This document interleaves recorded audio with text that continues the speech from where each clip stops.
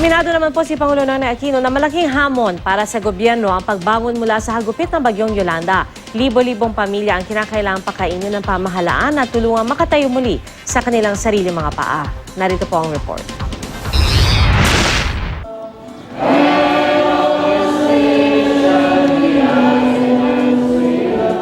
Sa simbahang itong nasira ng Super Typhoon Yolanda sa Palo, Leyte, muling narinig ang malanghel ng mga tinig. Ito ang tinig ng pananampalataya ng mga taga rito na kahit halos wala mang naisalba mula sa bagyo, nananatili pa ring matatag. Ang kanilang pinangahawakan lang daw sa ngayon ang pag-asang sila'y makababangong muli. Kasabay ng misa, ang pag-iikot naman ni Pangulong Aquino sa Tacloban City at Eastern Samar. Pinangunahan niya ang isang command conference sa bayan ng Giwan kung saan nag-ulat sa kanya ang mga lokal na opisyal. Kabilang sa hiling nila, mga gamot, power generator, water purifier, portalet, tent, maayos na komunikasyon at kabuhayan para sa mga binagyo.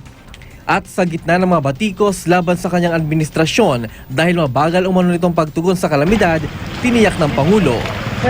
Ang gusto ko ipagdiinan, may kakayahan ng gobyerno, marami hong tumutulong sa ating mga bansa, 28 bansa na hong tumutulong sa atin. Kaya ba natin ibangon? Pwede. No? Kayang-kaya. Pero pag kayo nagkusa sa bawat lugar, no, mas dadali ang proseso, mas mapapabilis natin. Masao kayo, may resources ang pamahalaan, maraming tumutulong sa atin. Sa kabila nito, libo-libo pa rin taga-Tacloban ang gusto na lang umalis. Ang 16 na taong gulang na si Justin Cabidog, magdamag na naghintay sa Tacloban Airport. Isa siya sa mga nagbabakasakaling makasakay sa C-130 plane. Nang tanungin ng international media kung bakit gusto niyang umalis, We've been here yesterday since in the early morning. We have nothing to eat and we're struggling and we don't have any energy. aminado raw ang Pangulo na malaking hamon ang kinahaharap ng gobyerno.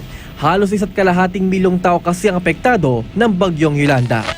Katumbas ito ng mahigit 270,000 pamilyang kailangang pakainin ng gobyerno at tulungan para makabangong muli.